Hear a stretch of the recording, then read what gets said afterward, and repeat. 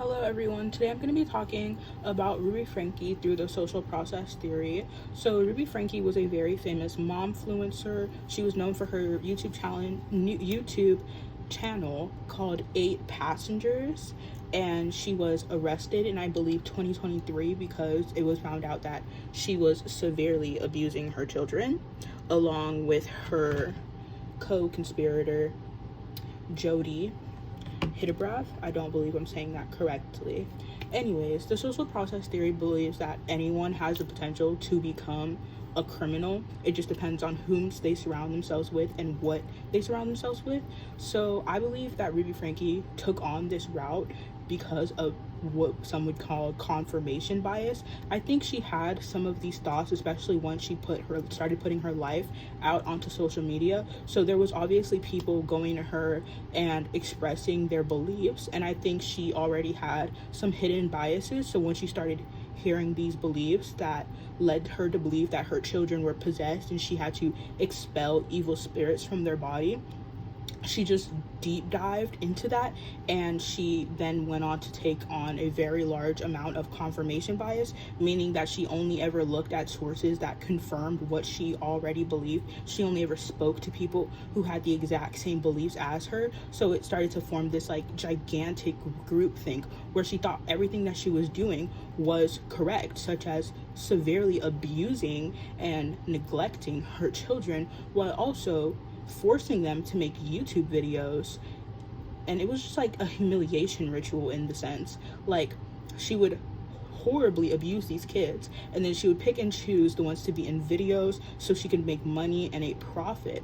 So it really just goes to show that sometimes what we think is really not what we see, because if you look at the YouTube channel 8 Passengers back when it was still up, they seemed like a remotely happy family, aside from the here and there where they could see clear kind of evidence of the abuse. But aside from that, she did have a quote-unquote happy family. But as we came to realize, that is not what the case actually was.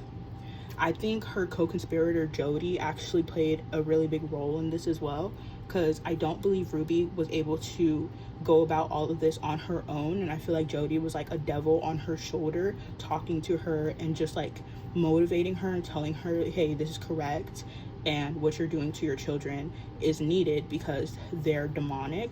Now, what I don't really understand is how she could say that her children were demonic and she had to exorcise demons from them, but then go on YouTube and post and exploit them.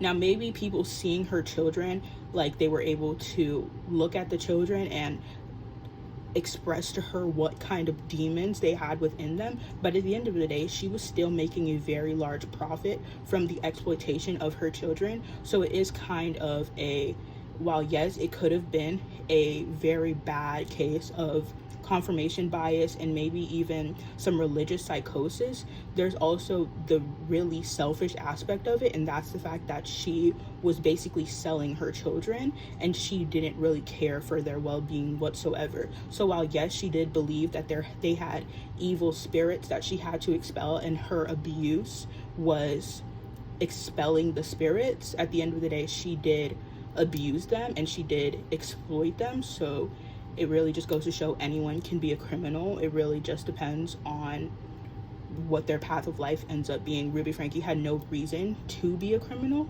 As from what people saw, her life was optimal, but anyone could be a criminal. Thank you.